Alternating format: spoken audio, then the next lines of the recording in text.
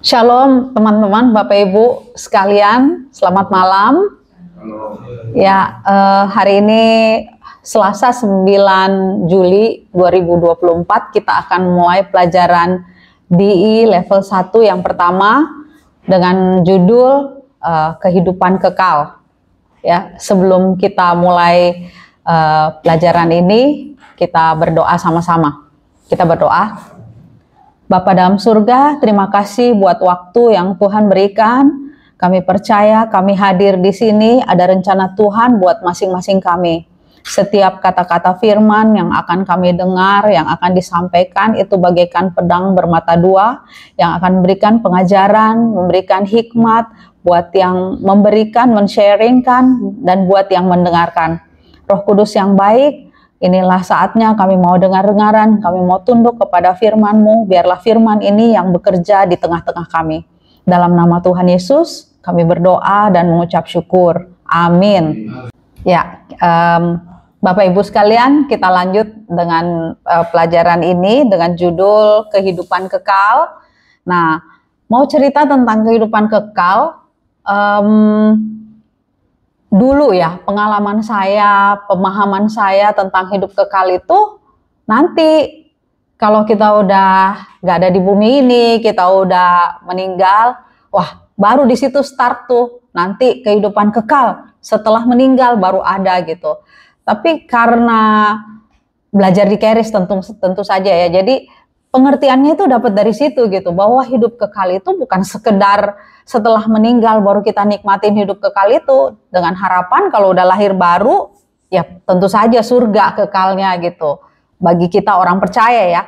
Tapi kalau kita lihat dari Kejadian 2 ayat 17 dibilang kayak begini nih, tetapi Tuhan bilang gini, tetapi pohon pengetahuan tentang yang baik dan yang jahat itu janganlah kau makan buahnya, sebab pada hari engkau memakannya pastilah engkau mati. Jadi sebenarnya waktu Tuhan rancang manusia, Adam, Hawa, Tuhan itu nggak merancangkan untuk mati. Dia merancangkan kita untuk hidup selamanya. Jadi kecuali kita makan dari pohon itu gitu. Ceritanya itu buat Adam, Hawa ya. Kalau mereka makan baru mereka mati. Ini penjelasannya ini banget ya. Jadi sepanjang manusia nggak makan buah dari pohon pengetahuan yang baik dan yang jahat, berarti dia tidak akan mati. Mereka akan hidup kekal. Bahkan kita juga nggak akan mati. Kita akan hidup kekal menurut yang Tuhan rencanakan pada awalnya. Kemudian kata-kata pastilah engkau mati ya dari ayat yang tadi. Di akhirnya, tetapi pohon pengetahuan tentang yang baik dan yang jahat itu, janganlah kau makan buahnya, sebab pada hari engkau memakannya, pastilah engkau mati. Nah, kata-kata ini, dalam bahasa Inggris, shall surely die. Itu kayak double mati gitu. Shall surely die ini, bagi saya waktu saya mengerti pertama kali, itu cukup menakutkan karena dibilang matinya 2 kali. Waduh, waktu dengar pelajaran ini, aduh mati 2 kali itu kayak mana ya. Jadi kita tahu sama-sama bahwa kita kita sebenarnya makhluk roh ya.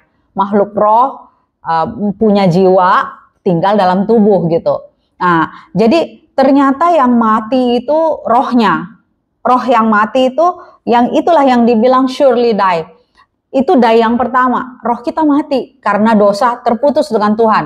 Nah, mati yang kedua yaitu bahwa benar-benar mati, tubuhnya mati gitu, dan roh yang jiwa kembali kepada Tuhan. Jadi setelah saat itu manusia nggak kekal lagi.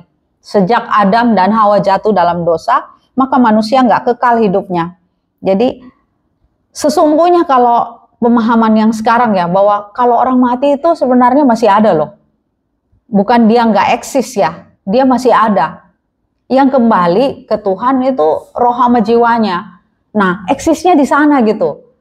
Tapi tubuhnya itu mati sampai tunggu Tuhan datang, kemudian dibangkitkan tubuhnya yang belum ditebus, diganti dengan tubuh kemuliaan, baru bisa bangkit, naik sama-sama Tuhan. Nah, ini pemahaman yang kedua yang membuat saya amazing lagi. Ya Tuhan keren banget ya. ternyata setelah yang hidup kekal yang dibatalkan oleh dosa itu, ternyata Tuhan tetap punya rencana untuk menebus kita kembali. Ini yang dibilang bahwa hidup kekal yang sesungguhnya ya. Kita akan lihat sama-sama lagi bahwa di Yohanes 3 ayat 16. Karena begitu besar kasih Allah akan dunia ini, sehingga ia telah mengaruniakan anaknya yang tunggal, supaya, ini saya sengaja bedain warnanya, setiap orang yang percaya kepadanya tidak binasa, melainkan beroleh hidup yang kekal. Jadi, Yesus datang untuk semua orang, tapi kan gak semua orang mau percaya dan menerima dia. Oleh sebab itu ada kata-kata, setiap orang yang percaya kepadanya. Nah, mereka-mereka inilah yang akan menikmati apa yang Tuhan sudah sediakan waktu Tuhan mati di atas kayu salib. Kematian yang pertama itu adalah kematian roh yang terjadi saat Adam dan Hawa jatuh ke dalam dosa. Kemudian Yesus disalib, dia mati, dikubur, bangkit. Nah, bagi yang percaya, jadi ini setiap orang yang percaya, rohnya itu baru lagi. Karena 2 Korintus 5 ayat 14 bilang bahwa kita yang percaya kepada Yesus adalah ciptaan baru. Ya, yang baru rohnya. Karena udah menyatu dengan roh Tuhan. Tapi jiwa sama tubuh kita masih tetap sama. Mungkin seperti kalau ada bapak-bapak yang botak, ya tetap botak. Ya kan Pak Eki?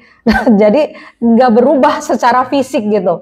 Tapi secara roh ya, secara roh itu kita baru. Yang roh yang dalam kita itu roh Tuhan. Itu ya. Ini amazing saya yang ketiga. Setelah tahu firman Tuhan ini, ada sedikit demi sedikit kemerdekaan yang saya terima dari firman yang saya baca ya. Jadi hidup kekal kita yang sesungguhnya itu dimulai saat Yohanes 3 ayat 16 ini bilang, karena begitu besar kasih Allah akan dunia ini, ia mengaruniakan anaknya yang tunggal, setiap orang yang percaya. Saya saat itu percaya. Nah, setelah itu baru saya terima hidup kekal. Jadi nggak tunggu mati. Iya ya, karena firman Tuhan ini yang bilang, percaya nggak percaya. Nah, kita lebih menarik lagi nanti nih. Ini ada masalah yang sedikit membuat saya agak terganggu ya. Kenapa ayat ini nggak langsung di depan aja gitu. Yohanes 10 ayat 10 itu. Pencuri datang untuk mencuri dan membinasakan, tapi aku datang membawa kelimpahan. Itu kenapa nggak kelimpahannya di depan gitu? Karena yang terjadi di muka bumi ini, yang kita lihat dengan mata kepala kita, itu yang pencuri datang untuk mencuri itu selalu ada kabar baik di akhir firman. Selalu ada pengharapan. Nah ini dibilang aku datang untuk memberi hidupnya segala kelimpahan. Bukan hidupnya pas-pasan. Bukan hidupnya dengan penderitaan gitu. Nah Tuhan datang waktu dia disalib memberi Zoe Life. Zoe Life itu kehidupan rohani. Yang tadi saya bilang, yang lahir baru, yang baru rohnya. Nah itulah Zoe Life. Zoe itu adalah kehidupan di mana Allah menghembuskan nafasnya kepada Adam saat penciptaan. Jadi sekarang saya menganggap setelah lahir baru tuh saya punya nafas seperti Tuhan ciptain saya pertama kali. Kalau boleh diimajinasikan, Tuhan itu ciptain saya seperti Tuhan ciptain Adam gitu loh. Itu keren banget saya membayangkan hal itu. Kemudian di dalam Zoe Life itu saya juga punya sozo setelah Yesus mati di kayu salib. Sozo itu adalah kehidupan yang dipulihkan seutuhnya ya. Itu kayak ibarat cerita orang kusta. 10 orang kusta yang disembuhkan, tapi mereka belum sembuh. Baru waktu Yesus sembuhkan, mereka berjalan pulang di perjalanan, semuanya sembuh, hanya satu yang kembali kepada Yesus untuk berterima kasih. Nah, pada waktu dia kembali kepada Yesus, Yesus itu berdoa dan mengucap syukur lagi buat dia. Nah, semuanya sembuh, tapi kalau kita tahu orang kusta itu kan jadinya sembuh tapi cacat gitu loh. Jari-jarinya sisa setengah, hidungnya jadi sedikit, kupingnya, pokoknya ujung-ujung tulang rawannya itu pupus gitu ya. Nah, tapi satu orang kusta yang kembali, Tuhan bilang itu dia whole, dia pulih. Dia bukan cuma sembuh, dia pulih. Artinya jarinya tumbuh lagi. hidungnya ada lagi gitu loh. Itu mujizat yang begitu saya baca pewahyuan itu bikin saya, wow Tuhan, kalau manusia dibikin baru atau manusia ada barang, manusia bikin baru itu pasti ada cacatnya. Ada retak misalnya, ada apa guci jatuh, dibenerin, dilem, itu ada cacatnya gitu. Tapi kalau Tuhan yang bikin baru kita, itu namanya brand new. Ena yang sekarang nggak pernah ada dulu gitu. Saya waktu lahir baru, saya ini baru gitu. Nah, masalahnya yang baru roh kita, jiwa sama tubuh masih sama. Jadi kadang kita masih punya pikiran, oh ya aku memang orangnya kayak gini ya. Nah, ini yang perlu, dengan ini pelan-pelan kita akan diperbaharui pemahaman kita. Ya, kita akan akhirnya sama-sama bertumbuh, mengerti bahwa betapa Tuhan yang kita sembah itu Tuhan yang baik, yang nggak punya rencana yang disembunyikan dari kita ya. Nggak punya rencana atau taktik supaya kita bertobat, nggak ada. Dia mengorbankan dirinya supaya kita kembali kepada Dia. Kita dapat, saya lanjutkan, kehidupan yang dipulihkan seutuhnya, kita diselamatkan dari dosa, kita dikeluarkan dari kegelapan kepada terang, kita disembuhkan, dijadikan sehat, ditolong dari bahaya. Waduh, kalau memikirkan semua hal yang Yesus sudah lakukan buat saya, rasanya hidup ini enteng gitu, sekalipun ada masalah. Tapi kalau ingat Tuhan akan tolong lagi, itu jadinya kayak berani aja jalan bareng Tuhan. Begitu ya teman-teman. Kemudian berikutnya ayat Lukas 19 ayat 10. Lukas 19 ayat 10 ini bilang, sebab anak manusia datang untuk mencari dan menyelamatkan yang terhilang. Jadi dalam hal ini Tuhan yang cari kita. Ya tapi aku kok yang cari Tuhan gitu. Iya, Tuhan lebih dahulu cari kita dengan keinginan kita untuk mencari Tuhan. Jadi gak pernah atas usaha manusia. Bagian kita itu hanya meresponi Dia, panggilan Dia. Jadi kalau orang bilang, iya aku berusaha loh hidup benar gitu. Pada dasarnya gak bisa kita hidup benar. Karena Tuhan punya standar yang terlalu tinggi buat hidup benar di mata Dia. Oleh sebab itu kita jadi butuh Yesus kan. Karena dengan Yesus kita mempunyai kebenaran diri. Di minggu-minggu ke depan nanti Bapak Ibu akan pelan-pelan dibekali, diajarkan tentang kebenaran diri Allah, bukan kebenaran diri kita. Ya, jadi untuk mencari dan menyelamatkan kita itu adalah inisiatif Tuhan. Dan sekarang setelah saya terima Yesus sebagai Tuhan dan Juru Selamat, saya punya hidup kekal. Sekarang status saya adalah orang yang dulunya hamba, sekarang udah jadi anak. Anak berarti terima warisan dong suatu saat nanti. Karena hamba nggak terima warisan. Nah itu sukacita yang keempat buat saya ya. Nah sekarang status saya sudah seperti Adam dan Hawa di Taman Eden. Waktu mereka belum jatuh ke dalam dosa. Bercakap-cakap sama Tuhan. Ya, itu mesti kita ingat. Sekarang kita punya roh Allah, jadi kita gampang banget untuk bercakap-cakap sama Tuhan. Sekarang jiwa kita perlu diselaraskan dengan roh itu, supaya percakapan itu nyambung, gitu loh. Kita nggak salah mengartikan apa saja hal yang Tuhan mau rencanakan buat kita, ya. Berikutnya, ini keren nih, Yohanes 17 ayat 3. Di sini titik balik pengertian tentang hidup kekal saya berubah. Inilah hidup kekal itu, yaitu bahwa mereka mengenal Engkau, satu-satunya Allah yang benar, dan mengenal Yesus Kristus yang telah Engkau utus. Jadi hidup kekal saya itu bukan sekedar selamat, bukan sekedar pindah ke surga nanti, atau bukan sekedar menerima yang baik dari Tuhan. Tapi yang Tuhan mau hidup kekal itu adalah mengenal Tuhan, yaitu hubungan intim, bahkan bukan hubungan yang sekedarnya ya. Mungkin beberapa saya kenal teman-teman gitu terbatas, cuma tahu gitu. Tapi Tuhan itu kenal kita itu benar-benar intim. Bahkan dibilang tadi Pak Imam bilang, aku merajut engkau, aku bikin engkau dalam buah kandungan ibumu, aku kenal engkau bahkan sebelum engkau dilahirkan. Waduh, itu keren banget. Tuhan yang saya kenal sekarang setelah lahir baru, kemudian setelah punya roh Tuhan, kemudian dengan belajar firman Tuhan, itu saatnya saat jiwa saya dengan roh saya itu udah menjadi satu frekuensi, sudah mempunyai pemahaman yang sama. Inilah yang membuat saya bisa menikmati hal-hal apa saja yang Tuhan sudah sediakan di atas kayu salib. Penebusan, kesehatan, berkat-berkat, dibebaskan dari malapetaka, bencana, kesialan, apapun itu namanya, selama saya ada di bumi. Jadi nggak tunggu nanti di surga. Mulai dari sekarang saya bisa nikmatin itu. Kuncinya satu, saya percaya dan saya bangun hubungan intim. Hubungan intim itu yang kayak gimana sih? Nah, yang tahu Bapak Ibu yang sudah berkeluarga, sudah suami istri, itulah hubungan intim. Kita dengan Tuhan itu gitu. Saya dengan suami saya, kalau dia baru lirik gini aja, kalau saya ada salah, saya udah tahu dia marah nih. Jadi hubungan intimnya seintim itu, nggak usah tunggu dia marah-marah ngomel, nggak usah. Dengan satu lirikan aja, kalau saya habis ngomong, udah langsung diem aja gitu. Oh ada salah ngomong nih tadi nih. Nah dengan Tuhan itu kayak gitu.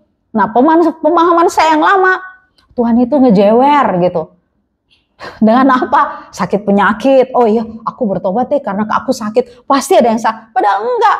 Kemarin makan babi kebanyakan. Padahal itu kolesterol. Wah, itu kita sendiri yang buka celah kadang. Terus kemudian kita bilang, wah Tuhan nih lagi ajar saya nih. Wah, itu kan membuat Tuhan jadi korban selalu atas taatan kita akan menjalani hidup ini. Nah, kalau kita udah punya hubungan intim sama Tuhan, ya makan babinya jadi terukur.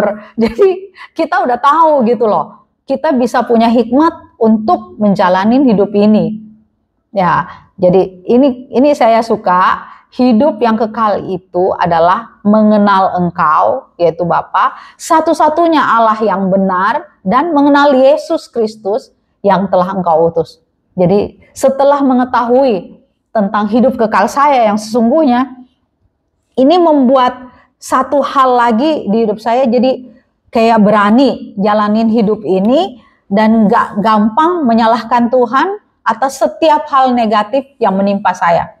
Oh, apakah kalau sudah kayak begini nih jalannya baik-baik aja? Oh enggak, saya pernah sakit, kalau kena COVID ya kena juga gitu, nggak terhindar. Tapi Tuhan bilang kamu nggak akan tergeletak. Kamu jatuh tapi nggak tergeletak gitu. Tanganku yang menopang engkau. Wah itu saya bilang apapun Tuhan, tapi kalau dengan Tuhan itu enak lah. Asal kita punya damai sejahtera dengan Tuhan, kita bisa berespon dengan baik untuk setiap masalah yang kita alamin. Kita nggak punya rasa curiga sedikit pun tentang Tuhan. Kita tidak menyalahkan Tuhan atas setiap hal-hal buruk yang menimpa kita. Yakobus 1 ayat 17. Jadi kalau ada hal buruk menimpa kita, ya, Yakobus 1 ayat 17, ingat itu, bahwa setiap pemberian yang baik, setiap anugerah yang sempurna, datangnya dari atas, diturunkan dari Bapa segala terang. Padanya tidak ada pertukaran atau bayangan. Tuhan tidak punya sedikit pun hal buruk dari Dia gitu. Ada hal buruk di mana? Di bumi ini, karena bumi ini udah jatuh. Waktu Adam dan Hawa jatuh ke dalam dosa, Tuhan mengutuk, Tuhan kutuk bumi ini. Yang Tuhan kutuk bumi ini. Jadi selama kita ada di bumi ini, kita tinggal di tempat yang terkutuk. Tapi kabar baiknya, Tuhan bilang, aku bersama-sama dengan engkau.